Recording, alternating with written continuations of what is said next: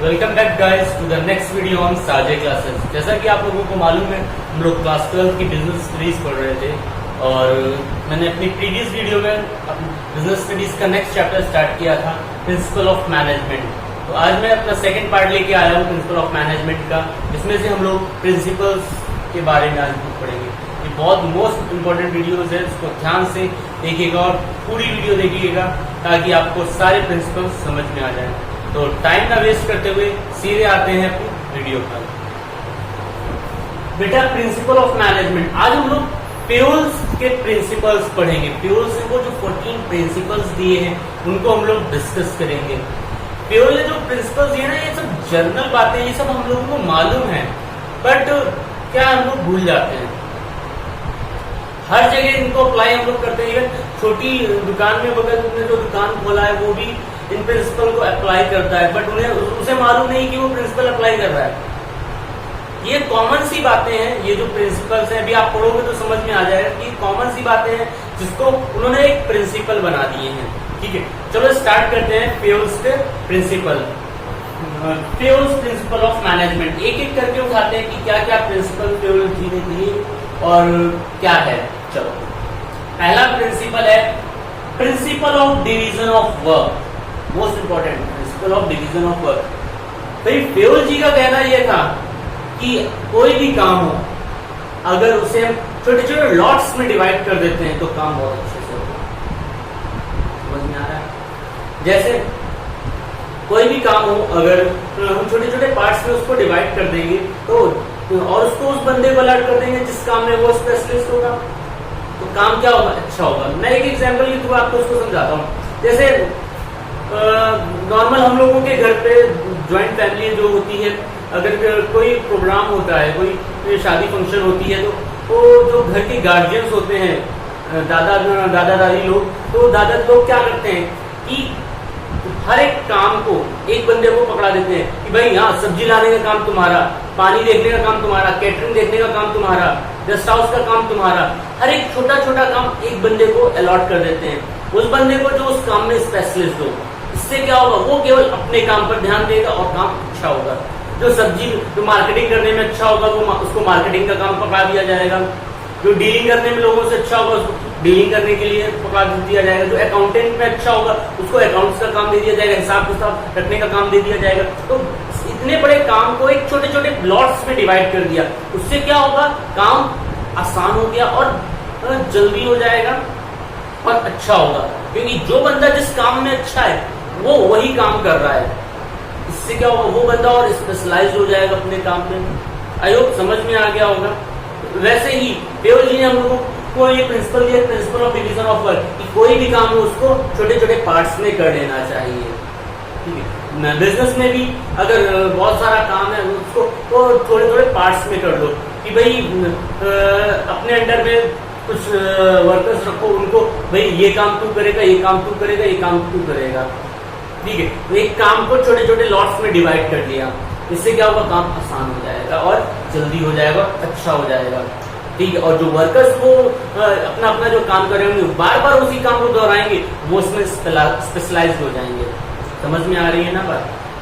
तो चलो, ये तो था principle of division of work. अगर ये प्रिंसिपल ना होता तो भाई हमें यही नहीं मालूम होता कि भाई प्रिंसिपल ऑफ डिवीजन ऑफ, तो भाई काम मेरे पास बहुत है, मैं किसी को दे ही नहीं सकता, काम तो फिर हो ही नहीं पाएगा ढंग से। चलो आगे बढ़ते हैं। समझ में आ गया होगा principle of division of work. आगे है दूसरा जो प्रिंसिपल दिया पेरोल जी ने, वो है principle of authority and responsibility. ये तो नाम काम बता रहा है भाई। अथॉरिटी मतलब क्या होता है? क्या होता है? क्या होता है? क्या होता है? Authority means power to take a decision. ठीक है, authority means power to take a decision, किसी भी डिसीजन को लेने की पावर अथॉरिटी कहलाती है। और रिस्पॉन्सिबिलिटी के बारे में तो सब कोई जानता है, हर कोई रिस्पॉन्सिबिलिटी संभालता है। रिस्पॉन्सिबिलिटी मीन्स जिम्मेदारी। तो पेरोल जी ने कहा कि जितनी अथॉरिटी उतनी ही देनी चाहिए लोगों को जितनी उनके पास रिस्पॉन्सिबिलिटी हो। ना ज्यादा अथॉरिटी हो ना ज्यादा रिस्पॉन्सिबिलिटी हो, इन दोनों का कॉम्बिनेशन बिल्कुल बराबर रहना चाहिए। अगर ज्यादा अथॉरिटी होगी, ज्यादा रिस्पॉन्सिबिलिटी होगी, एक चीज कम होगी, एक चीज ज्यादा होगी, तो काम पूरा खराब हो जाएगा। कैसे देखते हैं? देखो भाई, अगर अथॉरिटी ज्यादा होगी, रिस्पॉन्सिबिलिटी कम, मतलब कि आपके पास डिसीजन लेने की क्षमता तो बहुत है, लेकिन कोई जिम्मेदारी नहीं, कोई रिस्पॉन्सिबिलिटी नहीं है। मानो भाई आप 5 करोड़ तक खर्च कर सकते हो, ये आपकी अथॉरिटी है, ठीक है, 5 करोड़ तक के डिसीजन ले सकते हो, लेकिन कोई रिस्पॉन्सिबिलिटी नहीं है, तो वो तो पूरा वेस्ट हो जाएगा ना, ठीक है। वैसे ही अगर रिस्पॉन्सिबिलिटी आपके पास बहुत ज्यादा है कि भाई काम समय पर खत्म करना है, बट अथॉरिटी नहीं है कि आप अपने नीचे कुछ वर्कर्स रख कर उस काम को खत्म करवा लो कि भाई मैं आपका लीडर बन जा रहा हूँ, आप मेरे अंडर काम कर लो, ये आपके पास अथॉरिटी नहीं है। तो भाई देओल जी ने ये कहा कि अथॉरिटी और रिस्पॉन्सिबिलिटी दोनों बराबर देनी चाहिए, जितनी अथॉरिटी रिस्पॉन्सिबिलिटी है उतनी ही अथॉरिटी देनी चाहिए, कोई भी चीज ना ज्यादा ना कम होनी चाहिए, ठीक है। अगर कुछ भी ज्यादा होगा या कम होगा, या तो अथॉरिटी ज्यादा होगी या रिस्पॉन्सिबिलिटी ज्यादा होगी, तो काम खराब हो जाएगा। तो आगे देखते हैं, अगला प्रिंसिपल है प्रिंसिपल ऑफ डिसिप्लिन। अब भाई डिसिप्लिन तो हर कोई जानता है क्या होता है डिसिप्लिन। डिसिप्लिन पे काम करना तो सब कुछ जानता है, इसके बारे में तो आयोग जितना समझाना सही नहीं रहेगा, सबको मालूम है डिसिप्लिन क्या होता है। डिसिप्लिन से काम करोगे तो काम अच्छा हो जाएगा। पढ़ाई करना है, रोज पढ़ाई करो, डिसिप्लिन में पढ़ाई कर रहे हो, रोज 2 घंटे पढ़नी है, 2 घंटे अकाउंट्स लगानी है, 1 घंटे बिजनेस पढ़नी है, 1 घंटे को पढ़नी है, डिसिप्लिन में रोज पढ़ोगे तो भाई अच्छे नंबर स्कोर करोगे। प्रिंसिपल ऑफ डिसिप्लिन, कोई भी काम करो डिसिप्लिन में करो, रेगुलरिटी में करो, ये हम लोगों ने अगला जो प्रिंसिपल है जी ने इस पे दिया। नेक्स्ट है बेटा principal of unity of command, most important, बहुत अच्छे से इसको समझना। इस प्रिंसिपल के थ्रू देओल जी ने क्या सजेस्ट किया कि भाई देखो पहले तो समझो यूनिटी, यूनिटी मतलब क्या होता है, 1, कमांड मीन्स ऑर्डर, कमांड मिलना, देखो समझते हैं भाई। इस प्रिंसिपल के थ्रू देओल जी ने ये कहा कि हमें जो कमांड मिल रहा है ना, वो एक बॉस से मिलना चाहिए। अगर 2-3 जगह से कमांड मिलेगा तो भैया क्लैशेस होने लगेंगे। ठीक, एक एग्जाम्पल के थ्रू मैं आपको समझाता हूँ। जैसे ऐसे समझ लो कि भाई आप जैसे स्कूल में थे, अभी स्कूल में हो, पता चला अकाउंट्स के टीचर ने आपसे बोल दिया बेटा ये कॉपी उठाओ और मेरे स्टाफ रूम पे मेरी टेबल के पास रखो, ठीक है। पता चला आपने कॉपी उठा के बाहरी क्लास से निकले, मैथ्स वाले सर भी निकल आए, बेटा मेरे लिए पानी ले आओ, चलो ठीक है। तुम अभी दोनों में कमांड तो मिल गए, फिर पता चला तुम थोड़ा और आगे बढ़े, इको वाली मैडम भी मिल गई, बेटा मेरे लिए प्रिंसिपल ऑफिस से ये ले आओ। तो भाई अब क्या होगा, अब आपको कमांड 3 जगह से या 4 जगह से मिलने लगे, ठीक है। अब आप ईगो क्लासेस होंगे, जिसका काम नहीं करोगे पहले ईगो क्लासेस होंगे, ठीक है। तो भाई उसको एलिमिनेट करने के लिए ये कमांड, ये प्रिंसिपल दिया देओल जी ने कि जो कमांड है वो एक जगह से आना चाहिए। समझ में आ रही बात, हमारा बॉस एक होना चाहिए भाई। अगर एक बॉस होगा तो जैसे उसने कहा कि भाई आपको दिन में 10 यूनिट का प्रोडक्शन करना है, तो पूरा का पूरा फोकस वर्कर का 10 यूनिट प्रोडक्शन करने पर लगा रहेगा। लेकिन अगर वही दूसरा फिर बॉस आया, उसने कहा अरे प्रोडक्शन को तो जाने दे, तू केवल सेल्स के बारे में सोच पहले तो, कि भाई प्रोडक्शन हो जाएगा तो बेचेंगे कैसे। तो भैया वो सेल्स के बारे में सोचे कि प्रोडक्शन के बारे में सोचे। जिसका काम नहीं करेगा उसके ईगो क्लैशेस होंगे, ठीक है। तो उसको एलिमिनेट करने के लिए देओल जी ने ये प्रिंसिपल दिया, principal of unity of a command, कि हमें जो कमांड मिलना चाहिए वो एक बॉस से मिलना चाहिए, ठीक है। आगे नेक्स्ट है principle of unity of direction, ये भी बहुत अच्छा प्रिंसिपल है। Principle of unity of direction means हमारी ऑर्गेनाइजेशन में जितने भी लोग काम कर रहे हैं उन सब का डायरेक्शन, मोटिव एक ही होना चाहिए, ऑब्जेक्टिव एक ही होना चाहिए। ऑर्गेनाइजेशन का मेन ऑब्जेक्टिव होता है अर्निंग प्रॉफिट, लेकिन ये सोल ऑब्जेक्टिव नहीं होता है, ठीक है। तो भाई जितने भी लोग काम कर रहे हैं वो इस डायरेक्शन पे काम कर रहे हैं कि उन सबका ऑब्जेक्टिव एक है। जैसे परचेज डिपार्टमेंट या फिर प्रोडक्शन डिपार्टमेंट में जितने लोग भी काम कर रहे हैं उन सबका ऑब्जेक्टिव एक है कि भाई हमें आज इतना प्रोडक्शन करना है, वो पूरा का पूरा ध्यान उसी तरफ लगा रहे हैं। जितने भी लोग उनके डिपार्टमेंट में काम कर रहे हैं वो सब लोग प्रोडक्शन पर ही ध्यान दे रहे हैं। सेल्स डिपार्टमेंट में जितने लोग काम कर रहे हैं वो सब लोग केवल उस डायरेक्शन पर ही काम कर रहे हैं, सेल्स के बारे में सोच रहे हैं कि भाई हमारे पास इतने प्रोडक्ट तैयार हो गए तो उनको बेचा कैसे जाए, क्या क्या नई नई टेक्निक्स लगाई जाए। आई होप क्लियर हो गया होगा principle of unity of direction. अगला जो प्रिंसिपल दिया वो दिया subordination of individual interest to general interest. बहुत अच्छा पॉइंट है, ध्यान से समझना। सबऑर्डिनेशन मतलब मिलना, इंडिविजुअल इंटरेस्ट मतलब हमारा अकेले का इंटरेस्ट, टू जनरल इंटरेस्ट मतलब ऑर्गेनाइजेशन का इंटरेस्ट। मतलब कि इस प्रिंसिपल के थ्रू पेयोल जी ने ये बोला कि आपको कुछ ऐसी टेक्निक्स लगानी पड़ेंगी, ऐसी टेक्निक्स का यूज करना पड़ेगा कि एम्प्लॉयज या वर्कर्स की इंडिविजुअल इंटरेस्ट की वजह से एक ऑर्गेनाइजेशन का भी फायदा हो जाए, जनरल इंटरेस्ट भी दोनों मिल जाएं, इंडिविजुअल इंटरेस्ट और जनरल इंटरेस्ट दोनों मिल जाएं। जैसे कि आपको एग्जांपल के थ्रू मैं समझाता हूँ। ऐसे समझो जैसे वर्कर्स हैं हमारे, उनसे बोल दिया गया कि भाई आप 100 यूनिट्स प्रोडक्शन के बाद आप जितनी भी यूनिट्स का प्रोडक्शन करोगे तो हर एक यूनिट पे आपको 50 रुपए का बोनस मिलेगा। हर एक यूनिट पर आपको 50 रुपए का बोनस मिलेगा। तो भाई इससे क्या होगा, वर्कर्स बोनस के चक्कर में ज्यादा प्रोडक्शन करेंगे। भाई अब इससे क्या हो रहा है, इंडिविजुअल इंटरेस्ट तो बढ़ गया वर्कर्स का कि भाई अगर 10 यूनिट 100 के बाद और प्रोड्यूस कर दी तो भाई 500 रुपए उनके बन गए। अब ये तो इंडिविजुअल इंटरेस्ट हो गया। जनरल इंटरेस्ट कैसे बन रहा है, भाई 10 यूनिट भी तो प्रोड्यूस हुई, वो किसके लिए प्रोड्यूस हुई, ऑर्गेनाइजेशन के लिए प्रोड्यूस हुई ना। तो ऑर्गेनाइजेशन का भी तो प्रॉफिट बढ़ गया, ऑर्गेनाइजेशन का भी तो इंटरेस्ट क्लियर, दोनों मिल गए ना। समझ में आ रही ना बात। Subordinate of individual interest to general interest कि पेयोल ने इसलिए ये ऐसे कहा कि आपको कुछ ऐसी टेक्निक्स लगानी पड़ेगी कि वर्कर्स के इंटरेस्ट की वजह से ऑर्गेनाइजेशन का भी कुछ फायदा हो जाए। ठीक है, समझ में आ रही है ना बात। अगला जो पेयोल जी ने प्रिंसिपल दिया वो है प्रिंसिपल ऑफ रेम्यूनरेशन।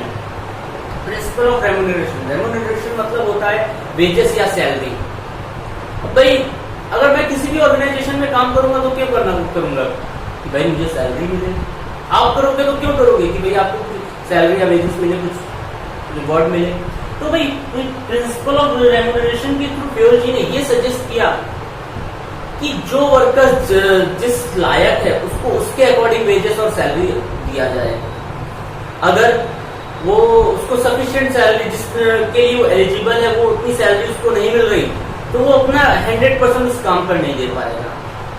ठीक है, तो वेजेस सैलरी टाइम पर दिया जाए और जिसके लिए जितने के लिए वो एलिजिबल है उतनी दिया जाए। ठीक है, पता चला वो एलिजिबल ज्यादा के लिए दे आप कम रहो तो वो डिससेटिस्फाइड रहेगा, मोटिवेट नहीं रहेगा। मोटिवेट नहीं रहेगा तो काम अच्छे से होगा नहीं, काम अच्छे से नहीं होगा तो लॉस तो ऑर्गेनाइजेशन ही का हो रहा है ना। ठीक है, तो ये नेक्स्ट जो पेयोल जी ने दिया था वो प्रिंसिपल ऑफ रेम्यूनरेशन दिया था। समझ में आ रही है बात। अगला जो प्रिंसिपल दिया वो है principle of centralisation and decentralisation. बहुत इंपॉर्टेंट है, मोस्ट इंपॉर्टेंट है, principle of centralisation and decentralisation. अब पहले तो ये समझो कि सेंट्रलाइजेशन और डिसेंट्रलाइजेशन होता क्या है, फिर मैं इस प्रिंसिपल के बारे में बताता हूँ। देखो सेंट्रलाइजेशन मतलब बेटा power in a few hands. Power जो होती है वो कुछ लोगों के हाथ में होती है, उसको बोलते हैं सेंट्रलाइजेशन। या फिर आप ऐसे बोल सकते हो powers in a top level of managers. जो पावर्स है सारी डिसीजन लेने की जो अथॉरिटी है वो केवल टॉप लेवल मैनेजर्स के पास है। क्लियर हो रही ना, सेंट्रलाइजेशन समझ में आ गया। अब बात करते हैं डिसेंट्रलाइजेशन। डिसेंट्रलाइजेशन होता है बेटा पावर जो है वो कई हैंड्स पे है, हर इंडिविजुअल्स के पास पावर है, डिसीजंस लेने की पावर है। ठीक है, तो अब इस प्रिंसिपल के थ्रू पेयोल जी ने ये सजेस्ट किया कि जो पावर है वो ना ही तो पूरी सेंट्रलाइजेशन होनी चाहिए और ना ही पूरी डिसेंट्रलाइजेशन होनी चाहिए, दोनों का कॉम्बिनेशन होना चाहिए। या समझ में आ रही बात, या अगर सेंट्रलाइजेशन होगी तो भाई तो भी गड़बड़ है और डिसेंट्रलाइजेशन होगी तो भी गड़बड़ है। कैसे, अगर पावर सेंट्रलाइजेशन पे होगी मतलब कि अगर कोई डिसीजन लेना होगा जब तक ऊपर से डिसीजन आएगा नहीं तो वर्कर्स काम नहीं करेंगे। लेकिन भैया ऊपर से डिसीजन आया नहीं तो भाई टाइम वेस्ट हो रहा है, काम नहीं हो रहा है। तो टॉप लेवल मैनेजर्स डिसीजन जब तक भेजेंगे तब तक मैं काम करूंगा नहीं, तो ये होगी सेंट्रलाइजेशन। तो इससे क्या होगा, टाइम वेस्ट होगा काफी। अगर पावर डिसेंट्रलाइजेशन होगी कि भाई हर एक इंडिविजुअल के पास में कुछ ना कुछ पावर है तो बेटा पावर का मिसयूज होगा। तो इस प्रिंसिपल के थ्रू पेयोल जी ने ये सजेस्ट किया कि पावर ना तो पूरी सेंट्रलाइजेशन हो ना पूरी डिसेंट्रलाइजेशन, दोनों का मिक्सचर हो। आई होप क्लियर हो गया होगा। अगला प्रिंसिपल दिया प्योर जी ने, principle of scalar chain. Principle of scalar chain मतलब कि भाई कोई भी इंफॉर्मेशन अगर पहुंचानी है तो वो स्केलर चेन के थ्रू पहुंचाई जाए, तो ऐसे पहुंचे। समझ में आ रही ना बात कि भाई पहले वर्कर्स से सबऑर्डिनेट्स क्लर्क तक पहुंचे, क्लर्क के बाद उसके ऊपर वाले हेड्स तक पहुंचे, उसके ऊपर हेड्स तक पहुंचे, फिर बोर्ड ऑफ मेंबर्स के पास पहुंचे। समझ में आ रही है ना बात। तो कोई भी इंफॉर्मेशन इसके थ्रू पहुंचनी चाहिए, ये प्रिंसिपल ऑफ, इसका प्रिंसिपल प्योर जी ने दिया।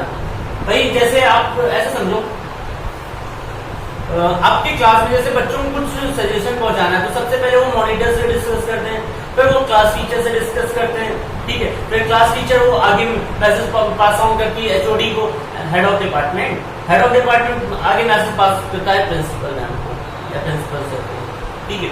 तो इन्फॉर्मेशन एक स्टेप बाय स्टेप जा रही है, एक लेवल के थ्रू जा रही है। तो प्योर जी ने ये प्रिंसिपल दिया कि जो भी इंफॉर्मेशन है वो स्केलर चेन के थ्रू जानी चाहिए, ठीक है। भाई वर्कर्स से इस डिपार्टमेंट के ऊपर तो ये डिपार्टमेंट, फिर ये डिपार्टमेंट, फिर बोर्ड ऑफ डायरेक्टर्स। बात समझ में आ रही है। लेकिन एक चीज और बोली प्योर जी ने कि अगर कोई ऐसी इंफॉर्मेशन है जो मोस्ट इंपॉर्टेंट है, बहुत ज्यादा इंपॉर्टेंट है, अगर वो इंफॉर्मेशन ऐसे होकर आई तो बहुत देर लग जाएगी।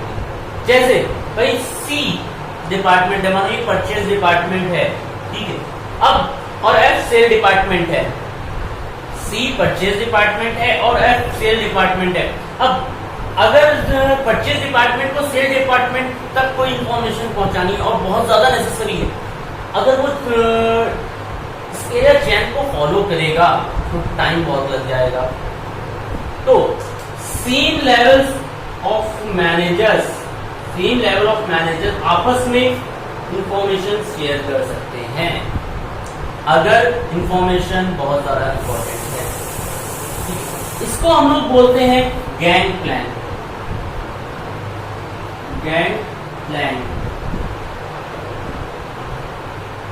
ठीक है, इसको हम लोग बोलते हैं गैंग प्लान। जब सेम लेवल ऑफ मैनेजर्स आपस में इंफॉर्मेशन शेयर करते हैं, क्यों जब बहुत ही इंपॉर्टेंट बात है, बहुत ही इंपॉर्टेंट इंफॉर्मेशन है, अगर वो स्केलर चेन के थ्रू आएगी तो टाइम बहुत लग जाएगा, जब तक तो काम खराब हो जाएगा भाई, ठीक है। तो भाई समझ में आया प्रिंसिपल ऑफ स्केलर चेन। अगला जो प्रिंसिपल ऑफ प्योर जी ने दिया वो है principle of order. Principle of order, अब इससे आपकी दिमाग घूम गया होगा, प्रिंसिपल ऑफ ऑर्डर ऐसा कुछ अभी हम लोगों ने पढ़ा था, कहाँ पढ़ा था? कमांड ऑर्डर, कमांड एक ही जैसा तो है नहीं, समझो कमांड दूसरा है, ऑर्डर दूसरा है। प्रिंसिपल ऑफ ऑर्डर मींस, इस प्रिंसिपल के थ्रू प्योर जी ने ये कहा कि हर चीज का एक पर्टिकुलर ऑर्डर होना चाहिए, एक पर्टिकुलर प्लेस होनी चाहिए। जैसे कि स्कूल में प्रिंसिपल सर का या प्रिंसिपल मैम का एक ऑफिस होता है, भाई अगर हमें प्रिंसिपल मैम से प्रिंसिपल सर से मिलना है तो सीधे उनके ऑफिस चले जाओ, वहां पर वो मिल जाएंगे। भले ही राउंड पे हो और थोड़ी अभी ना मिलो, थोड़ी देर घूम करके तो अपने ऑफिस में आएंगे। एक पर्टिकुलर ऑर्डर होता है। हमें टूल्स चाहिए हो अगर तो भाई टूल्स वाले कैबिन में चले जाओ, वहां टूल्स मिल जाएंगे। हर चीज का एक पर्टिकुलर ऑर्डर होगा, एक पर्टिकुलर प्लेस होना चाहिए, जिससे हमारा जो ढूंढने वाला टाइम है ना वो बच जाए, चीजों को हमें ढूंढने में टाइम वेस्ट ना हो, ठीक है। इस प्रिंसिपल के थ्रू प्योर जी ने ये सजेस्ट किया कि हर चीज का एक ऑर्डर होगा, हर चीज का एक प्लेस होगी, ताकि वेस्टेज ऑफ टाइम को हम लोग रिड्यूस कर सकें। अगला principle of equity, principle of equity निकल जाता है मुझे, प्रिंसिपल ऑफ इक्विटी। इस प्रिंसिपल के थ्रू प्योर जी ने ये सजेस्ट किया कि भाई हर किसी को बराबर रहना चाहिए। ऐसा नहीं है कि अगर गलती मैनेजर्स की है तो वो अपनी गलती ना माने और वर्कर्स की गलती मानी जाएगी। हर किसी को समान नजर से देखना, हर किसी को इक्वल प्रेजेंट करना, ये भी बोल सकते हो इक्वालिटी, हर किसी को तो समान रूप से देखना, ठीक है। समझ में आ रही ना? किसी भी भेदभाव मत करना, चाहे वो टॉप लेवल का मैनेजर हो चाहे वर्कर हो, अगर गलती जिसकी भी है तो भाई उसको एक्सेप्ट करनी चाहिए, उसको अपनी गलती माननी चाहिए। ये नहीं कि भाई वर्कर्स की गलती है, अगर वर्कर्स की नहीं भी है और लेवल मैनेजर्स की गलती है तो वो भी अपनी गलती थूक रहे हैं वर्कर्स को, तो ये तो इक्विटी नहीं हुई ना, बराबरी नहीं हुई ना। तो इस प्रिंसिपल के तो प्रयोग ये कहा कि हर किसी में एक ऑर्गेनाइजेशन के अंदर जितने भी वर्कर्स या मैनेजर्स काम कर रहे हैं उनके बीच में इक्विटी होनी चाहिए। आगे है स्टेबिलिटी ऑफ पर्सनल या फिर टेन्योर, बहुत ही इंपॉर्टेंट है स्टेबिलिटी ऑफ पर्सनल या टेन्योर। देखो भाई क्या होता है इस प्रिंसिपल के थ्रू ये बताया प्रयोग जी ने, ये सजेस्ट किया कि एक ऑर्गेनाइजेशन के अंदर आपको फ्रीक्वेंट अपने वर्कर्स या एम्प्लॉयज का फ्रीक्वेंट ट्रांसफर नहीं करना चाहिए।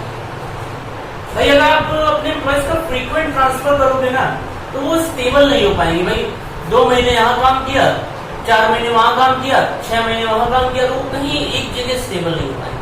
कोई बंदा अगर कहीं नई जगह वो काम करता है तो उसको 1, 2, 3 महीने 4 महीने लग जाते हैं स्टेबल होने में, अपना काम समझने में कि हाँ यहाँ पर एटमॉस्फेयर कैसा, यहाँ पर कैसे काम करना है, तो वो स्टेबल नहीं हो पाएगा अगर हम उसका फ्रीक्वेंट ट्रांसफर करेंगे। तो इस प्रिंसिपल के थ्रू स्टेबिलिटी ऑफ पर्सनल या फिर टेन्योर के थ्रू प्योर जी ने ये सजेस्ट किया कि आपको एक ऑर्गेनाइजेशन के अंदर, एक फर्म के अंदर फ्रीक्वेंट ट्रांसफर नहीं करना चाहिए। अगर नहीं समझ में आया तो मैं और एग्जांपल लेता हूँ आपको। ऐसा समझो कि भाई जैसे आप लोगों ने रेंट में देखा होगा, लोग रेंट में रहते हैं, 2 महीने यहाँ रहे, 2 महीने अगले मोहल्ले में रहे, 3 महीने वहां रहे, पता चला साल भर में वो 10 घर बदल, साल भर में जैसे 10 घर बदल डाले तो वो कहीं स्टेबल नहीं हो पाएंगे। समझ में आ रही है ना? तो यही प्योर जी ने यही सजेस्ट किया इस प्रिंसिपल के थ्रू स्टेबिलिटी ऑफ पर्सनल या फिर टेन्योर। एक ऑर्गेनाइजेशन के अंदर अपने उनके एम्प्लॉयज या फिर वर्कर्स का फ्रीक्वेंट ट्रांसफर नहीं करना चाहिए। अगर फ्रीक्वेंट ट्रांसफर करोगे तो काम अच्छे से नहीं कर पाएंगे, जल्दी से वो सेटल नहीं, स्टेबल नहीं हो पाएंगे। ठीक है, चलो आगे बढ़ते हैं। अगला जो प्रिंसिपल दिया वो है principle of initiative. Principal of initiative मतलब भाई कि भाई आप ऐसे समझो कि वर्कर्स हो या फिर लोअर लेवल मैनेजर्स हो, उनको आगे बढ़कर आना चाहिए और अपना इनिशिएटिव देना चाहिए। अगर उनको कुछ ऐसा लग रहा है कि भाई ये हो जाए तो हमारे लिए या फिर ऑर्गेनाइजेशन के लिए बहुत अच्छा होगा, ठीक है, तो उन्हें आगे आकर अपनी बात रखनी चाहिए। और ऑर्गेनाइजेशन या फर्म की जिम्मेदारी बनती है अगर उनकी बात सही हो, अच्छी हो और उनकी बात से अगर ऑर्गेनाइजेशन को थोड़ा सा भी फायदा हो रहा हो तो वो वर्कर्स को उसके बिहाफ पर कुछ रिवॉर्ड दें या बोनस दें या उसका प्रमोशन दें या कुछ दें। ठीक है, तो according to pure principle of initiative means कि वर्कर्स को, लोअर लेवल मैनेजर्स को आगे आकर इनिशिएट करना चाहिए, एक्शंस लेने। भाई वो हमारी ऑर्गेनाइजेशन के लिए हित में है या फिर वर्कर्स के लिए जितने भी यूनियन काम कर रहे हैं उनके लिए एडवांटेजेस हो। ठीक है, आगे है अगला जो प्रिंसिपल दिया प्योर जी ने वो है principle of Esprit D corps. मतलब कि जो भी काम करो वो टीम वर्क में होना चाहिए। एस्प्रिट डी कॉर्प्स का मतलब होता है वर्क इन अ टुगेदर। जितना भी काम एक ऑर्गेनाइजेशन के अंदर हो रहा है वो एक टीम में हो। काम अगर टीम में होगा तो काम जल्दी हो जाएगा, काम आसान हो जाएगा। ठीक है, एक अकेला चना बाहर नहीं फोड़ सकता, कहावत सुनी होगी तुम्हारे बुजुर्गों से। तो वही है कि काम जो भी है वो टीम में होना चाहिए, अकेले काम नहीं हो पाएगा। ठीक है, तो ये जो प्रिंसिपल थे, ये जनरल प्रिंसिपल थे, ये सब हम लोगों को मालूम है, बट यही है ना कि कॉमन मैन कॉमन चीजें नहीं ध्यान रखता। बगल में जो दुकान होगी वो भी ये प्रिंसिपल फॉलो करता होगा, बट उसको ये नहीं मालूम है कि प्रिंसिपल ऐसे होते भी हैं। ठीक है, मालूम नहीं सबको है बट ध्यान नहीं रखते चीजें। ये नॉर्मल प्रिंसिपल से नॉर्मल जनरल बातें थी। आई होप ये क्लियर हो गया होंगे ये प्रिंसिपल।